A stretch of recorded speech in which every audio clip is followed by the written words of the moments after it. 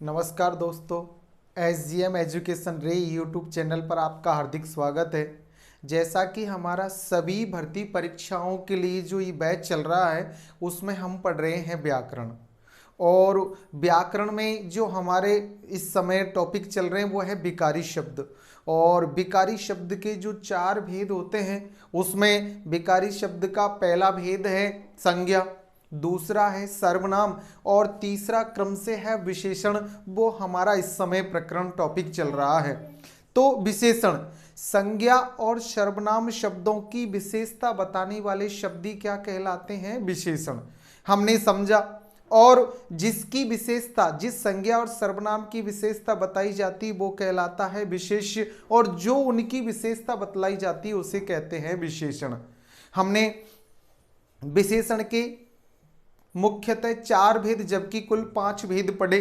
मुख्य 4 भेदों में होता है आपके गुणवाचक विशेषण, संख्यावाचक, सार्वनामिक और परिमाणवाचक, जबकि कुल 5 भेदों में एक व्यक्तिवाचक विशेषण और जुड़ जाता है। तो इस प्रकार हमने विशेषण के 5 भेदों का नाम है वो समझा। और उसी क्रम में अब हमने पहला विशेषण गुणवाचक विशेषण पूर्व कक्षा में पढ़ लिया है। गुणवाचक विशेषण में हमने देखा कि ट्रिक से हमने समझा था कि गुस्सा, आदि, हृदय आदि जो शब्द होते हैं वो विशेषण शब्द कहलाते हैं, जिसमें गुण है, भाव है, रंग है, स्पर्श, दशा, दिशा, आकार और आपके ये सभी जो स्थिति, अवस्था आदि आपके गुणवाचक विशेषण के तहत आती है। जब संज्ञा और सर्वनाम की इनसे संबंधित विशेषताएं बताई जाती है, गुणों से संबंधित, वो गुणवाचक विशेषण के तहत आती है। उसी क्रम में हमारे विशेषण का जो दूसरा भेद है वो है आपके जो संख्यावाचक विशेषण। हमने देखा था संख्यावाचक। संख्यावाचक विशेषण वो होता है जिसमें संज्ञा और सर्वनाम की संख्या संबंधी विशेषता का बोध हो, या संज्ञा सर्वनाम की संख्या से संबंधित जो विशेषता है उसे बताया जाए, वो संख्यावाचक विशेषण होते हैं। तो देखिए, संख्यावाचक विशेषण दूसरा, जिन शब्दों द्वारा संज्ञा या सर्वनाम की संख्या संबंधी विशेषता बताई जाए, संख्या से संबंधित विशेषता का बोध हो, उन्हें संख्यावाचक विशेषण कहते हैं। जहां संज्ञा और सर्वनाम की संख्या से संबंधित विशेषता का बोध हो वो आपके संख्यावाचक विशेषण हो जाएगा। जैसे एग्जाम्पल के उदाहरण के तौर पर, मैदान में 5 लड़के खेल रहे हैं। यहां लड़कों की विशेषता कितने हैं? 5। संख्या में उनका बोध कराया है। कक्षा में कुछ छात्र बैठे हैं। कुछ, माताजी ने 1 दर्जन केले मंगवाए और झगड़े में कई व्यक्ति मारे गए। तो हमने यहां देखा जहां संज्ञा और सर्वनाम से संबंधित, उनकी संख्या से संबंधित जो शब्द इसमें उसकी विशेषता बता रहे हैं वो आपके कौन से विशेषण के हो जाएंगे?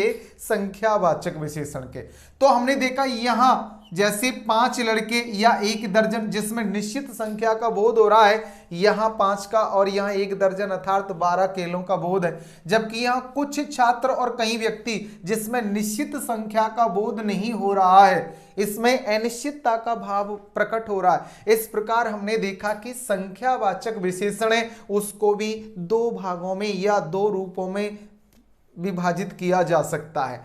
पहला भेद इसका जो हो जाता है निश्चित संख्यावाचक, जिनमें निश्चित संख्या का बोध होता है, और दूसरा है अनिश्चित संख्यावाचक, जिसमें अनिश्चित संख्या का बोध होता है। जैसे उक्त उदाहरणों में 5, कुछ, 1 दर्जन या कई निश्चित व अनिश्चित संख्या का बोध कराते हैं। अतः संख्यावाचक विशेषण के कितने भेद हो जाते हैं? 2। क्योंकि ये निश्चित और अनिश्चित संख्या का बोध करा रहे हैं, इसलिए संख्यावाचक विशेषण के कितने भेद हो जाएंगे? 2। जैसे 5 और 1 दर्जन निश्चित संख्या का बोध करा रहे हैं तो ये निश्चित संख्यावाचक के तहत आ जाते हैं, और कुछ और कई अनिश्चितता का बोध कराते हैं तो ये अनिश्चित संख्या के तहत आ जाते हैं। जैसे कि पहला भेद निश्चित संख्यावाचक, जिन विशेषण शब्दों से निश्चित संख्या का बोध होता है, जिनसे कैसी संख्या का, निश्चित संख्या का बोध हो, वो कौन से विशेषण होते हैं, निश्चित संख्यावाचक विशेषण। जिन विशेषणों से संज्ञा या सर्वनाम की निश्चित संख्या का बोध हो कि वो संख्या में कितने हैं, वो आपके निश्चित संख्यावाचक विशेषण के तहत आते हैं। जैसे पहला उदाहरण, कार्य पूर्णता के लिए 10 आदमी चाहिए। किसी काम की पूर्ति के लिए, किसी काम को पूरा करने के लिए कितने आदमियों की और आवश्यकता है, 10। दूसरा उदाहरण, कक्षा में 15 छात्र अनुपस्थित है। कक्षा में कितने छात्र अनुपस्थित रहे हैं, 15। इसी प्रकार इस सामान के 500 रुपए हुए। तो यहां हमने देखा दोनों में निश्चित संख्या का बोध यानी कि तीनों उदाहरणों में निश्चित संख्या का बोध कराया है कि कितनी संख्या में आपके जो बातें बताई गई है, संज्ञा और सर्वनाम की विशेषता बताई गई है, वो निश्चितता का बोध। तो जैसा कि हमने देखा कि इस सामान के 500 रुपए हुए, तो यहां हमने देखा कि इनमें निश्चित संख्या का बोध हो रहा है संज्ञा और सर्वनाम की विशेषता के लिए कि यहां 10 आदमी, यहां 15 छात्र, यहां 500 रुपए। तो ये निश्चित संख्यावाचक के उदाहरण हो जाते हैं। निश्चित संख्यावाचक के भी 4 प्रभेद होते हैं, यानी कि निश्चित संख्यावाचक विशेषण है उसे भी आगे 4 प्रभेदों में या 4 भेदों में विभाजित किया जाता है। जैसे पहला है गणनावाचक विशेषण, दूसरा है क्रमतावाचक, तीसरा है आवृत्तिवाचक और चौथा है समुदायवाचक। तो देखिए यह निश्चित संख्यावाचक में पहला है गणनावाचक, यानी कि जिन जो विशेषणों में संज्ञा या सर्वनाम की क्या की जाए, गणना, वो गणनावाचक होते हैं। जैसे हम कहते हैं 1 2 3 4 5 ऐसे हजारों लाखों तक की संख्या की गणना की जाए। क्रमतावाचक संज्ञा और सर्वनाम के क्रम को बताए, पहला, दूसरा, तीसरा, चौथा, पांचवा, जैसे ही अधिक से अधिक संख्याओं तक। इसी प्रकार आवृत्तिवाचक दुगुना, तिगुना, चौगुना, 5 गुना, 8 गुना, 10 गुना, ऐसे हम इनको संख्याओं तक। और समुदायवाचक जैसे समूह का बोध कराए, दोनों, तीनों, चारों, पांचों, आठों, दसों, जैसे भी है। तो यहां हमने देखा निश्चित संख्यावाचक के भी कितने प्रभेद होते हैं, कितने उपभेद होते हैं, 4। पहला है गणनावाचक, दूसरा है क्रमतावाचक, तीसरा है आवृत्तिवाचक और चौथा है समुदाय या समूहवाचक। जैसे कि हम इनके उदाहरण देखते हैं। यह 5वीं कक्षा का बालक है। कौन सी कक्षा का, 5वीं। या आज तिगुने छात्र उपस्थित है। आज कक्षा में तिगुने, और दिन आते थे उससे तिगुने छात्र हैं। या आज कक्षा का 5वां दिन है। तो इस प्रकार हमने देखा यहां कि निश्चित संख्यावाचक जो विशेषण होता है उसमें संज्ञा या सर्वनाम की निश्चित संख्या का बोध होता है, और वो निश्चित संख्या गणनावाचक हो सकती है, क्रमतावाचक हो सकती है, आवृत्तिवाचक हो सकती है या समुदायवाचक हो सकती है। इसी प्रकार संख्यावाचक का दूसरा भेद है अनिश्चित संख्यावाचक। देखो यहां हमने देखा जहां निश्चित संख्याओं का बोध होता है वो निश्चित संख्यावाचक, और जिन विशेषणों में संज्ञा सर्वनाम की अनिश्चित संख्या का बोध हो या निश्चित संख्या का बोध न हो वो आपके अनिश्चित संख्यावाचक विशेषण कहलाते हैं। जिन विशेषणों से निश्चित संख्या का बोध न हो या जिन विशेषणों से संज्ञा या सर्वनाम की निश्चितता का बोध न हो वो अनिश्चित संख्यावाचक विशेषण कहलाते हैं। जैसे आपके पहला है उदाहरण, आज कुछ आदमी घर आए। आज कुछ आदमी घर में आए। आज कुछ आदमी घर में, आज कुछ आदमी, तो कुछ आदमी। कक्षा में बहुत से छात्र गणवेश में नहीं है, बहुत से। मुझे फीस के थोड़े से रुपए और देने हैं। या आज भी देश में लाखों लोग भूखमरी के शिकार हैं। या रेल दुर्घटना में सैकड़ों यात्री घायल हो गए। मुझे 1000-2000 रुपए दे दो। या कल सभा में लगभग 1000 व्यक्ति थे।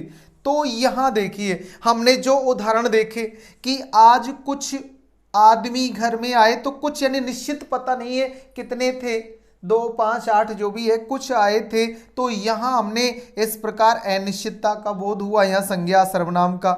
इसी प्रकार कक्षा में बहुत से, अब कितने हैं वो निश्चित नहीं है, वो गणवेश में नहीं है, तो इस भाव को बताया है। मुझे फीस के थोड़े से, अब वो कितनी है मात्रा में या संख्या में उसका पता नहीं होकर यह अनिश्चितता का बोध होने से कौन सी हो जाएगी, अनिश्चित संख्यावाचक।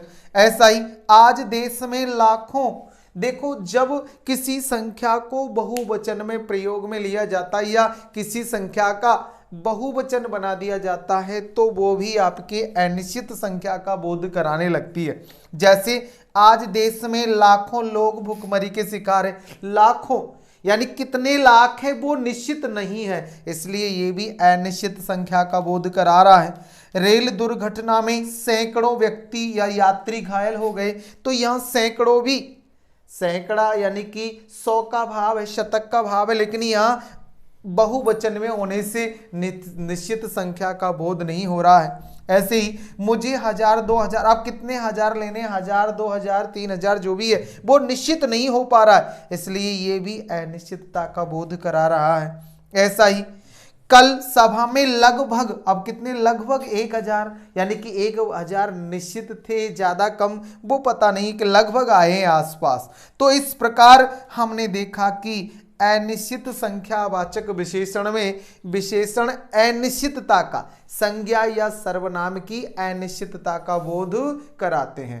अब अनिश्चितता का बोध कराने के लिए जिन शब्दों का प्रयोग किया जाता है वो हम यहां उदाहरण से देख सकते हैं। जैसे सब, तमाम, समस्त, कुछ, कई, थोड़े, बहुत, काफी, अगणित, हजारों, अधिक, अनेक, सारा या सारे आदि। ये शब्द ऐसे हैं कि किसी भी वाक्य में संज्ञा के साथ या सर्वनाम के साथ इनका प्रयोग किया जाए तो वह वाक्य अनिश्चित संख्यावाचक विशेषण का होगा। तो इस प्रकार हमने देखा कि विशेषण का जो दूसरा भेद है संख्यावाचक, उसके भी 2 भेद होते हैं, निश्चित संख्यावाचक और अनिश्चित संख्यावाचक। जिन विशेषणों में संज्ञा सर्वनाम की निश्चितता का बोध हो वो निश्चित संख्यावाचक, और जिसमें उनकी अनिश्चितता का बोध हो वो अनिश्चित संख्यावाचक विशेषण हो जाते हैं। इसी क्रम में आगे जो विशेषण के और भेद है उसमें आपके परिमाणवाचक, सार्वनामिक या व्यक्तिवाचक आदि को हम आगामी कक्षा में देखेंगे। अब तक पढ़े हुए जो प्रकरणों में, टॉपिकों में कोई समस्या है तो कमेंट से बताएं, और अपने मित्रों को ज़्यादा से ज़्यादा लाइक, शेयर और सब्सक्राइब करने के लिए कहें, और स्वयं भी करें, और अच्छा पढ़े, आगे बढ़े। धन्यवाद।